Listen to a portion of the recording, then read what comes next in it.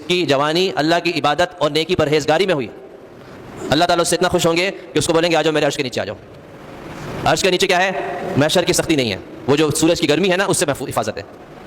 فرمائے کہ ایک منصف عادل بادشاہ جس نے انصاف کا معاملہ کیا ہو، یہ بہت بڑی صفت ہے بادشاہ کے لیے انصاف کرنا، کیونکہ بادشاہ کے ہاتھ پہ ہر چیز کا اختیار ہوتا ہے نا، وہ چاہے جس کو پر ظلم کرے، جس کو جھوٹے مقدمے میں جیل میں ڈال دے، اور جس چور کو چاہے چھٹی دے دے، جیسے ہمارے یہاں سب ہم دیکھتے ہیں اپنی آنکھوں سے کہ جس کے ساتھ تعلقات ہیں اس کو فکر ہی نہیں ہوتی ہے، میری تو فلاں وزیر سے دوستی ہے، اور میری جو ہے نا فلاں پولیس والے سے فلاں فوجی سے میری دوستی ہے، مجھے کون کچھ کہے گا، جو کرنا ہے کرو۔ تو یہ وہ شخص جو عہدہ پانے کے باوجود بھی انصاف کا معاملہ کرتا ہے، بہت بڑی صفت ہے، اللہ تعالیٰ اس سے بھی اتنا خوش ہوتے ہیں کہ فرمایا کہ قیامت میں اس کو اپنے عرش کے سائے میں جگہ دیں گے۔ فرمایا کہ وہ شخص جس کا دل مسجد میں اٹکا ہو، یہ مسجد جو ہے بہت ہی بابرکت جگہ ہے، اللہ تعالیٰ کے نزدیک سب سے زیادہ پسندیدہ محبوب ترین جگہ مسجد ہے۔ فرمایا کہ جو آدمی ایمان والا ہوتا ہے اس کا مسجد میں دل ایسا اٹکتا ہے جیسا کہ مچھلی کا پانی میں، مچھلی پانی کے اندر کتنا خوش ہوتی ہے، اس کو پانی سے باہر نکالو تڑپنا شروع ہو جاتی ہے،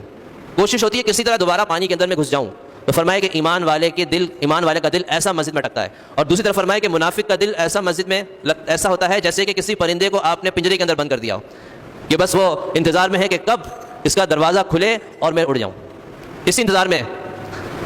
فرمایا کہ ایمان کی علامت نہیں ہے، ایمان کی علامت مسجد میں اٹکنا۔ فرمایا کہ جس کے دل میں ایسی محبت ہوگی مسجد کی، اللہ تعالیٰ اس سے اتنا خوش ہوگا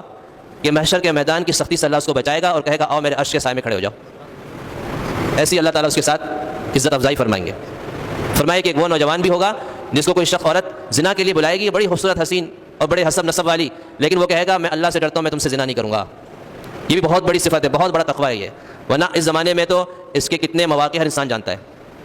شادی کے لیے تو انسان کہتا ہے کہ میرے بینک میں 10 لاکھ کا بیلنس ہوگا تو میں شادی کا سوچوں گا، لیکن اگر اس کے پاس 500 روپے بھی ہے تو کہتا ہے زنا کرنا میرے لیے ممکن ہے، مشکل نہیں ہے۔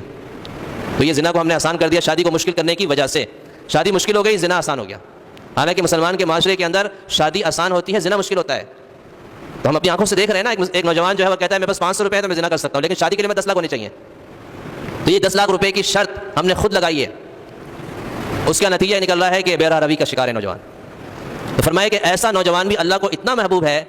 کہ محشر کے میدان میں اللہ تعالیٰ فرمائیں گے آ جاؤ میرے عرش کے سائے میں کھڑے ہو جاؤ، اس کی سختی سے میں تمہیں بچاؤں گا۔ فرمایا کہ دو مسلمان جو آپس میں جب ملاقات کرتے ہیں تو صرف اللہ کی رضا کے لیے، جدا ہو رہے ہیں تو اللہ کی رضا کے لیے، آپس میں ملاقات کا کوئی اور مقصد نہیں ہے، کوئی دنیاوی غرض، کوئی دنیاوی لالچ، ایسی کوئی غرض نہیں ہے۔ فرمایا کہ صرف اللہ کی خاطر، دین کی خاطر جب ملاقات کریں، ان کا ملنا بھی اسی خاطر ہو، آپس سے جدا ہونا بھی اسی خاطر ہو، تو اللہ کو اتنے محبوب ہیں کہ اللہ ان کو اپنے عرش کے سائے میں جگہ دے گا۔